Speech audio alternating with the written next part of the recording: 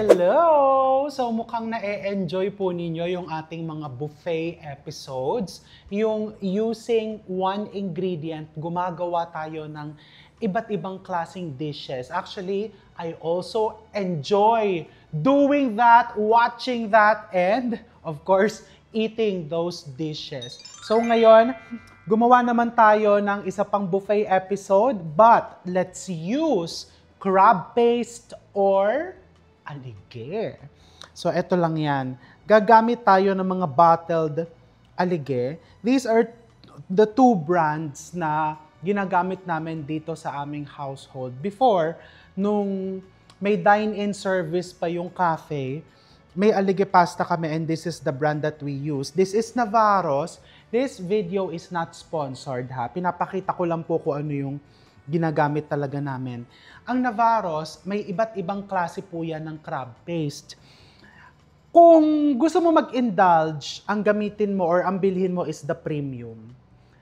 490 pesos, 95 pesos yung ganitong kalaki. In-order ko kasi online. Siguro sa grocery or if you go direct, mas mura. Pakita natin yung ano ng Navarro's. Ayan siya, oh, medyo pasty.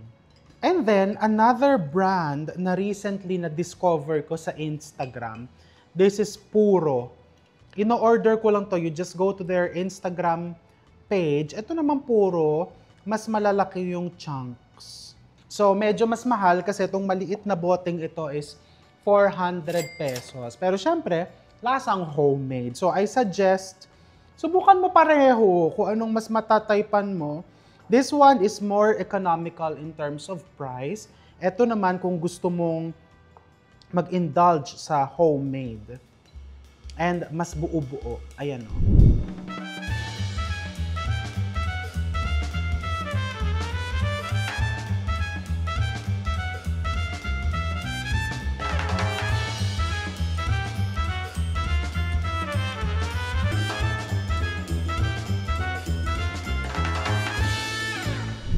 So, simulan natin sa first recipe. This is alige rice. Kasi di ba normally, alige fried rice. Pero ito, mas madali kasi pag samasamahin mo lang sa rice cooker.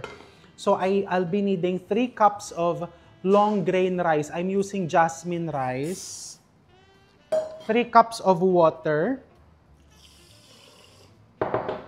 Onions. Pagkatapos, this is shrimp broth cube para lang malasa. Kung wala ka namang makitang shrimp, you can just use chicken powder. You just put a pinch of salt or kahit nga ang ilagay mo lang ay splash of patis, pwede na. And then we just put around half a cup of alige. O dito sa alige rice, etong gagamitin ko siguro, itong Navarro. Meron akong nakaref. Kasi mas vibrant yung kulay niya para vibrant na vibrant yung rice natin. Normally, if a fried rice mo lang, isasangag mo yan with the alige. Pero kasi, mas kakapit yung lasa niya dun sa butil mismo. O, nilahat ko na ha. Ang recipe nito, half a cup lang, di ba? Pero half a bottle lang nilagay ko. Bakit hindi? Di ba? Ay, kakuha tayong konting tubig. Ialugan natin. Di ba? Hindi inaaksaya yung mga ganyan mamahaling ingredients. Ayan, haluin mo lang na ganyan and then isalang mo sa rice cooker. Pagkaluto niya, you can put more alige paste or you can put butter. Ito na yung butter sa tabi ko. O, mamaya na. Pagkaluto, just mix it like that and then isalang natin sa aking, tumalsek, mahiwagang rice cooker. Okay, just press. Dito lang ako. Regular lang to kasi jasmine rice lang. Diba? Parang maski ako nalito sa 1 hour. Habang nakasalang yung ating alige rice, let's cook adobong baby squid sa alige. Diba? Bago yan. So first, eto muna. Ang nagiging problema kasi, diba, pag diniretso mo yung pusit sa gisa at kung ano-ano pa, ang nangyayari ay nagtutubig. So, eto, pinipreheat ko over medium heat or medium-low heat. Ilagay mo muna yung pusit dyan. yung baby squid natin. Binili ko lang to sa grocery store frozen. So, lulutuin mo lang yan. Huwag masyadong malakas na apoy. Kasi pag nabigla siya sa init, ang nangyayari po is nagsishrink. So, just cook your pusit. Ayan. Ano lang yan? Medium-low. So, you just cook this gently. Actually, you just let the steam cook it. Pag medyo umurong na ng konti, hahanguin natin yan. Okay. So, ayan, nakita natin. Eto na lang. Nagtubig na siya. Actually, ito, luto na po ito. Mabilis maluto ang pusit. If you overcook it, magiging rubbery. We don't like that.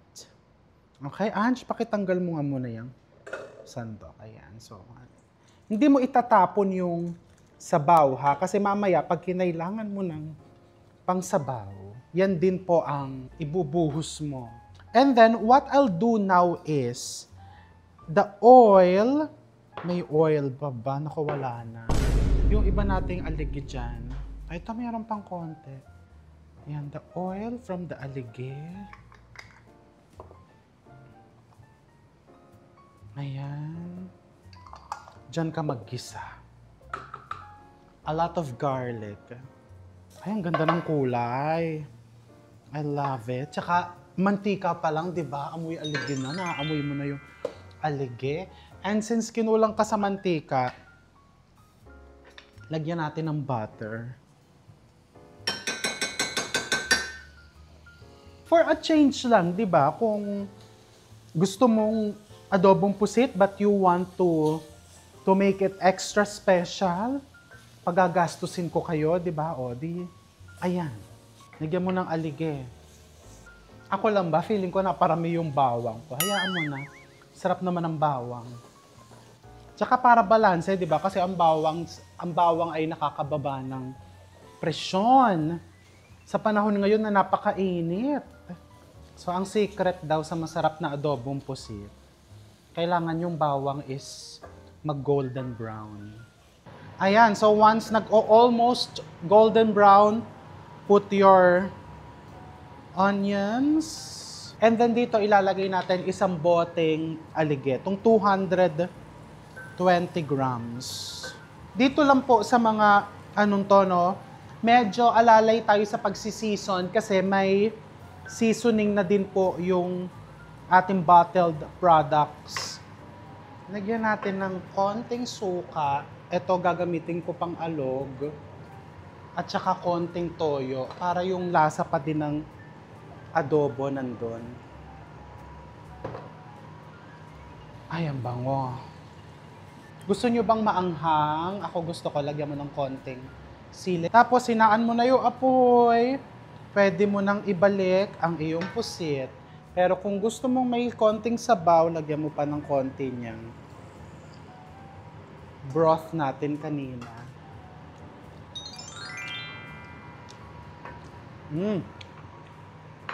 Perfect. Ako natatabangan ng konti.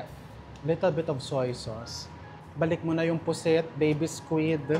Itong baby squid po natin, 1.5 kilo. A little bit more of the broth kasi medyo maganda din naman may sabaw kasi pang ulam din naman po yan. And then you just give it a quick simmer. Mga 2 minutes mong pakuluan ng konti. Magsama-sama lahat ng flavors. A lot of black pepper. Cracked black pepper.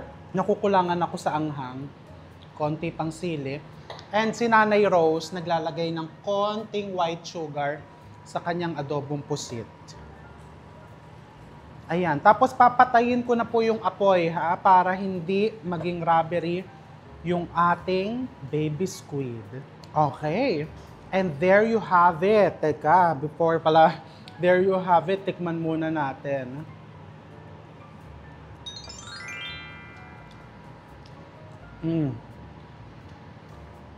Sarap. Ewan ko parang ako lang ba, nakukulangan pa din ako sa anghang. Pero okay na yan, mamaya na natin dagdagan kasi marami pa tayong lulutuin. So what I'll do, tatakpan ko po muna yan at ilalagay ko dito sa isang tabi. And let's cook another recipe with aligid.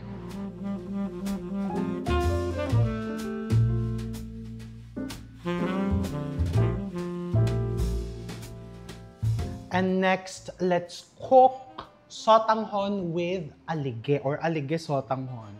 So, yung mantika,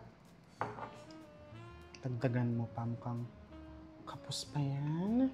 A little bit of garlic. Onions. 1 bottle of alige na mukhang madadagdagan pa natin to mamaya. And ayan, nasusunog na ang bawang ko. So, bubuhusan ko na agad siya ng katubigan. Okay, so this will be our broth. And para naman may ibang sahog, bukod sa alige, ito soak po ako ng shiitake mushrooms kanina. In hot water. Actually, pwedeng ilagay mo na din yung broth niyan. And yung sotanghon, sinoke ko na kanina. Pero feeling ko sa dami po ng nilagay kong broth, kukulangin. Meron sotanghon pa. Pengi pa ako, just in case. And may crab meat din po ako dito. Nabili ko sa grocery store ng ganito na crab meat na yan. Tapos chopped shrimps. Ilalagay ko po dito pag kumulo na. Shrimp broth cube. 2 pieces. And pakuluin lang natin tong broth.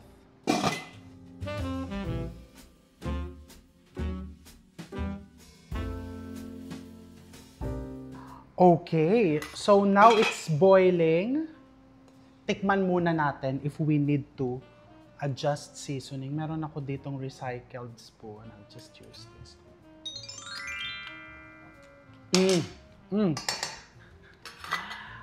Yung alige, malayo ang kanyang nararating. Kahit almost 1 cup lang, 220 grams lang ang nilagay, kalat na yung flavor. And then let's put our chopped shrimps. This is just coarsely chopped shrimps. And crab meat. Lagay ka lang ng mga 1 cup. Frozen po ito and then i-crumble mo na lang.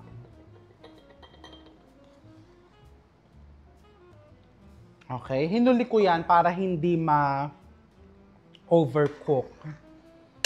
And then, ilagay mo na din yung sotanghon. So, in total, we're putting 1/2 kilo of sotanghon. And kung nakukulangan ka pa po sa alige flavor, pwede mo pandagdagan to. Actually, mamaya pagluto na, we can toss more alige. Ayan, so pakuluan natin yan hanggat lumambot ang sotanghon natin or noodles. Okay, so look at our sotanghon. Hindi ko siya fully cook until malambot yung noodles para kahit mamaya pa kainin, hindi siya malalabog. So what I'll do now is, I'm going to turn off the heat and then lalagyan ko pa ng alige. Para lasang-lasa. And pag sinerve mo, lagyan mo din sa ibabaw. So alige, chopped spring onions, and then I have here toasted garlic. We toast our own garlic. Hindi ko type yung nabibiling toasted garlic, parang hindi siya garlic. Okay, ayan o, look at the color. Ay. And then, it's normal po, mapapansin nyo, medyo magdadry to. So, pwede mong lagyan ng boiling water mamaya. So, ayan na, our alige sotanghon na ilalagay ko lang dito sa isang tabi. Ayan, meron pa tayong 2 lulutuin. So, 2 down.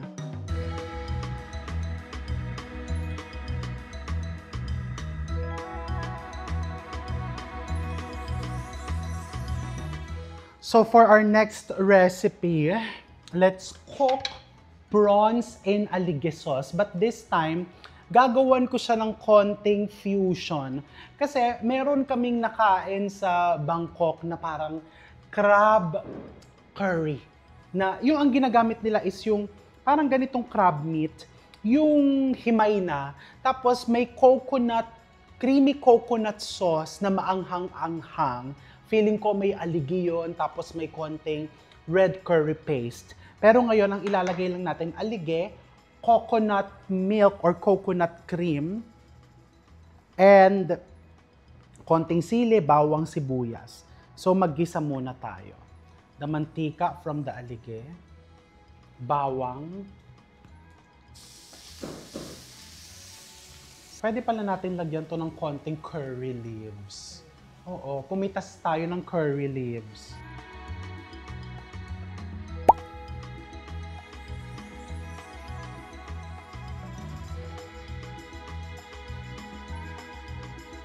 Sibuyas. Okay, ito yung curry leaves. Konti lang, just to give it that nice kick. Yung curry leaves kasi dapat isasama mo sa gisa. Ayan, para lumabas ang kanyang aroma. A little bit of chili. Labuyo. And then, I put my coconut milk. Approximately 2 cups.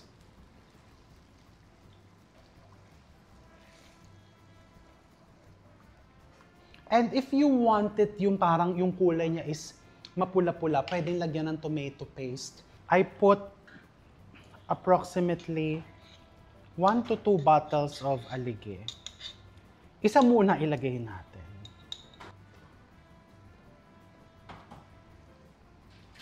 Okay? So, ayan. So, feeling ko, halatang-halata naman, mukhang kulang yung alige. Isa pa.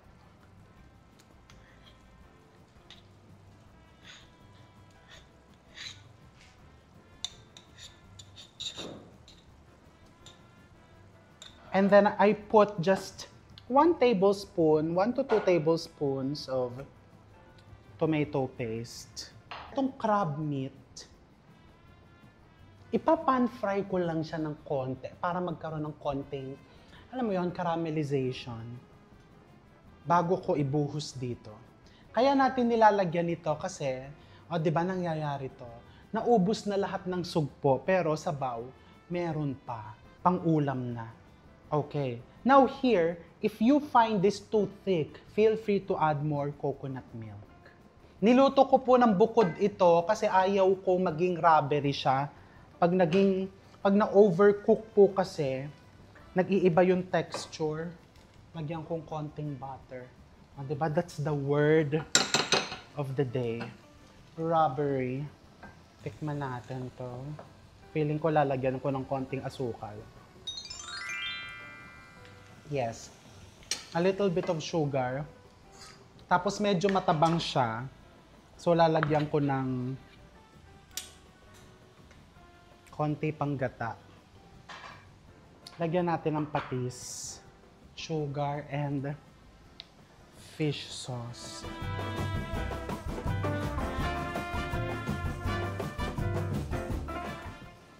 Shrimp cube.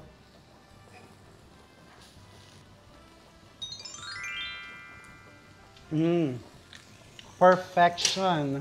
And then here, meron akong sugpo na in-order ko po sa Dampasa Makapagal doon sa aking suki. Pa-post natin ang kanilang contact details. Kasi po, same day delivery to and ang ganda Tingnan mo. Ang ginawa lang namin doon sa prawns, kinat yung likod para pumasok yung flavor nitong ating alige sauce. Pila mo lang dyan. I-cut mo kasi sayang yung para lumabas din yung aligi ng hipon, tsaka kumapit hanggang loob yung flavor nitong ating sauce. Pag may mga special occasions, well, every day is special. So, ayan. Tapos, pag ibabaliktad ko yan, pag baliktad ko, tsaka ko ilalagay itong crab meat. Okay, lagyan mo yung crab meat.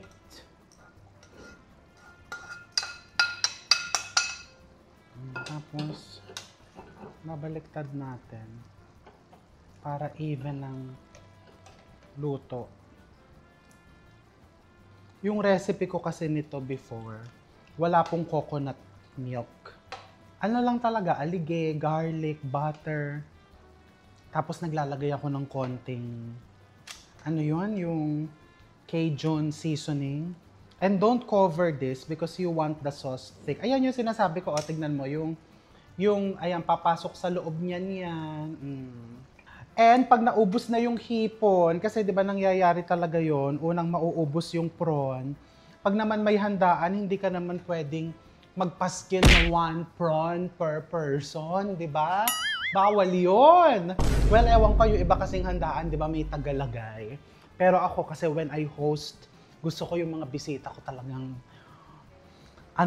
want to sawa. Pero, di ba pag naubos na yung prawns, yung sabaw niya mismo, may pa din, may laman. Or kung tanghalian to, panghapunan, mo siyang takpan kasi you want it thick. Ang turo po, pagka nag-orange, luto na. Pero kasi po pag ganitong kalaki, hindi po ganun ang kalakaran. So, konting luto pa. Ayan, so iwan pa natin yan dyan ng mga 2 minutes na kumukulo. Okay, pinatay ko na yung apoy kasi firm na siya. Pag firm na, okay na yan. O, ngayon, itatabi ko lang yan dyan sa isang tabi. Okay. Dito naman, may natitira pa kasi kung crab meat. What I'm going to do here, igigisa ko na siya lahat. Kumuha ko ng mas malaking kawali. Para panglagay-lagay sa ibabaw. Mura lang po itong crab meat ha. Parang kalahating kilo. 277. Kalahating kilo. 550 ang isang kilo. 555. Crab meat na red. Binili ko sa South Supermarket. Kaysa maghihimay ka pa, di ba? Ayan, igigisa ko lang yan dyan. Pang garnish. Konting salt and pepper. Okay. Pagkatapos, yung next recipe natin is gagawa tayo ng crispy fried chicken that we will coat in alige na may konting salted egg, honey, and gochujang or the Korean chili paste. Yun ang natin, i-coat natin dun sa manok. Kasi 'di ba syempre, may mga iba na hindi ka naman pwede maghanda ng puro ganito. Paano yung hindi mahilig sa seafood? So at least meron kang para sa kanila.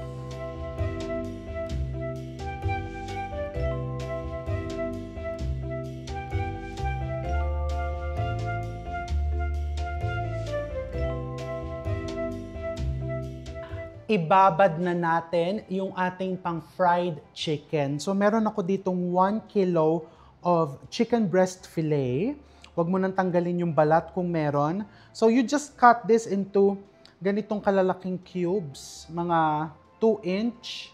And then ibababad natin to, I have here fresh milk. Buhos-buhos lang dyan. 1 egg. Garlic granules, kung gusto mong lasang-lasa yung garlic, maglagay ka 2 tablespoons. Kung ayaw mo naman, 1 tablespoon lang.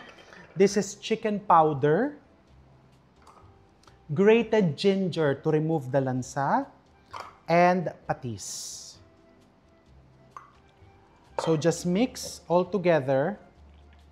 And then, lagyan mo lang ng konting cake flour. 2 to 3 tablespoons. Hanggang lumapot yung mixture.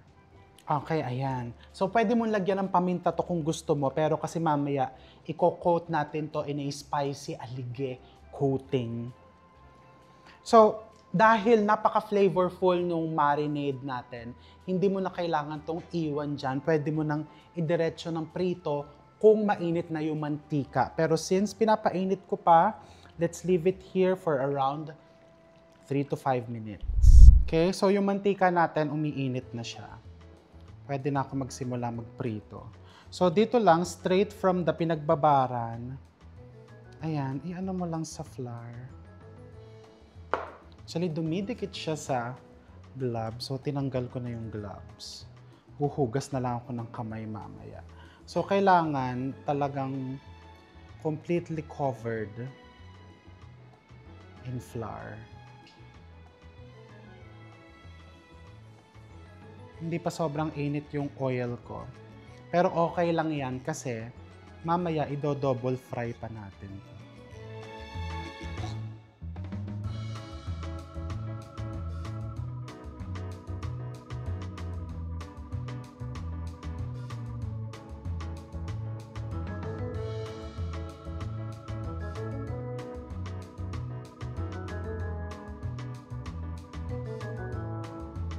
Okay, so this is the chicken that we fried earlier. Ido-double fry ko siya dito. Pinapainit ko lang ulit yung mantika. Kailangan maging super init. Yung pagkain mo, yung parang talagang aapaw siya sa sobrang init. Pero mabilis na mabilis mo lang i-fry, mga 30 to 60 seconds just to give the outside of the chicken that extra crisp while leaving the interior nice and moist. So habang pinapainit natin yan, gawin na natin yung sauce. Very simple, just put a bit of butter. Siguro malilito na kayo kung ang main ingredient ba sa video ngayon ay aligi ba talaga? O butter? Oo. Crabs. Naku, basta. Gochujang. Parang Korean style fried chicken to na may aligi yung labas.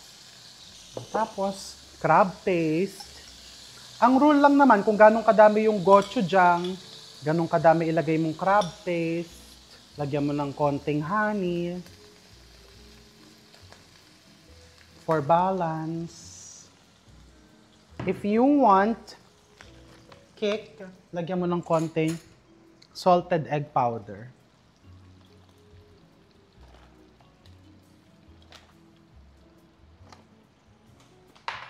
Then you just mix.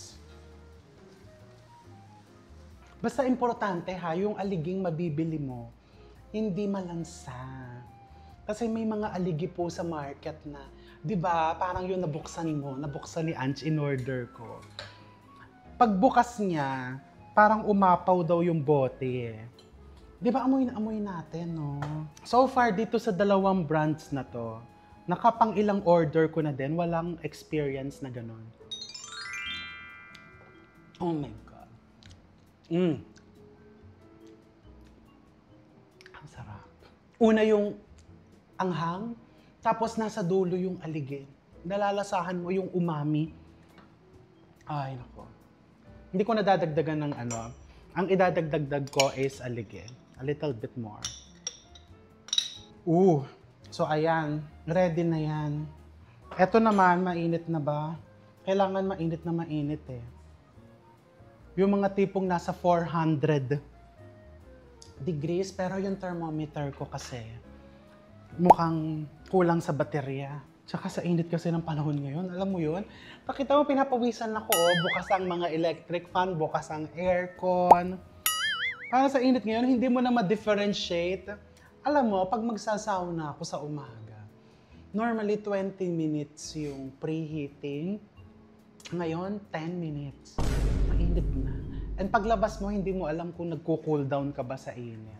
Ayan, mukhang mainit na oh, kasi yung chopstick, gusto na niyang kumawala sa init. Ito yung binili ko sa 168.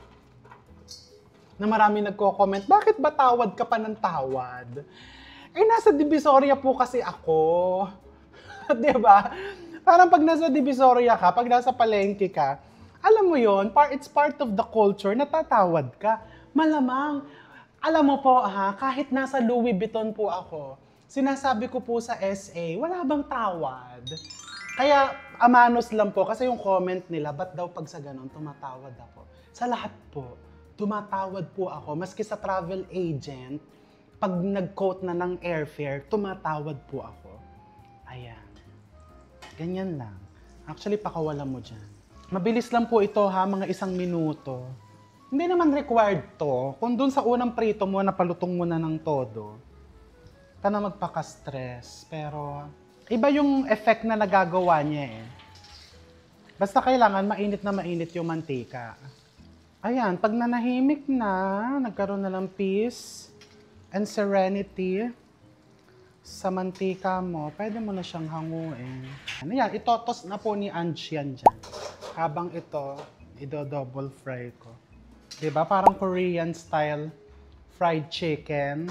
Tapos nagbubukas si Ange dito ng crab stick. Ayan, itotos mo yan. Wow. Yan ko ng konting honey. Feeling ko kasi kulang siya sa kintab. Ayaw ko siyang lagyan kasi ng sesame oil. Alam mo kung bakit? Malalabanan niya yung sesame seeds. Malalabanan niya yung lasa nung alligator. I-deep fry ko to. Kasi 'di ba, yung sa Korean fried chicken, yung meron silang malagkit. Ito naman, ito yung ilalagay natin diyan. Yung naglalagay sila ng parang tteokbokki, 'di ba? Tapos lagyan mo ng konting toasted garlic.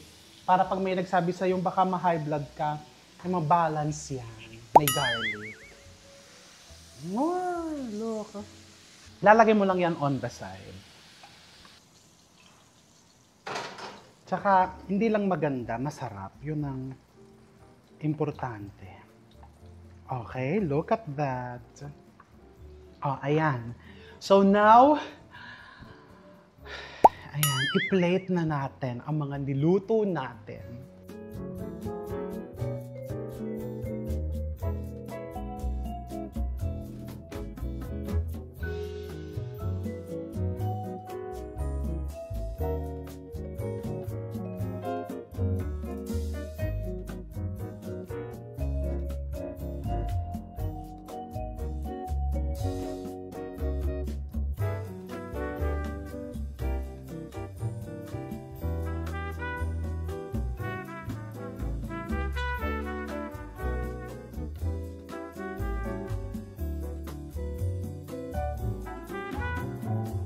Ay, ayan, 'di ba nakakapagod talaga pero 'di ba enjoy na enjoy kong magganito, mag-buffet. So this is our alige buffet. Our alige rice, no need to fry it kasi sinaing na natin 'yan with the alige and the other seasoning. And meron tayong alige sotanghon. This is our adobong baby squid sa alige and our fried chicken, Korean style, but with alige. And of course, ang feeling kong magiging paborito ng mga bisita ko mamaya is the prawns in alige sauce. So what are you waiting for? Gumawa ka na and don't forget to tag me kapag ginawa mo yung mga bonggang-bonggang dishes na yan and I'm going to see you all soon. Nagagalit yan si Teresa pag dadating siya dito na hindi pa.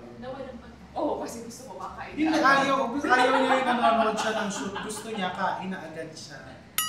Lahat yan may aligid. Yes. Etong prawns, yung sauce niya with aligid and crab. Inspired by the Thai crab curry. That's adobong pusit, pero kaysa yung squid ink ang idagdag ko, aligid na tayo dito. Oh, sasarapan ko. Yung rice is may aligid mismo. Sinain ko siya with aligid. Sarap. Adobong pusit malasa. Actually, ito kasi is just an idea. Masarap din to sa plain rice. Ako naman kasi siguro dahil naumay ako sa aligid, parang pinaka-na-enjoy ko tong chicken. The idea kasi of this recipe is, di ba, sa mga handaan, unang nauubos yung tipon. So, sabaw pa lang yan, pwede pang iulam pag may bisita kang humabol. O, okay na, napapahiya si Teresa. Bakit? Okay na. Hindi din naman. Napapahiya si Teresa, tama na. Hindi napapahiya. Huwag ganyan, tama na. Napapahiya na si Teresa. Cut nyo na. Magbabay ka na, Teresa, sa mga fans mo. Oo, kain po tayo. Mali yun, hindi kain po tayo. Kain po, kain po, kain po, kain ng kain tayo. More kain po. Bye!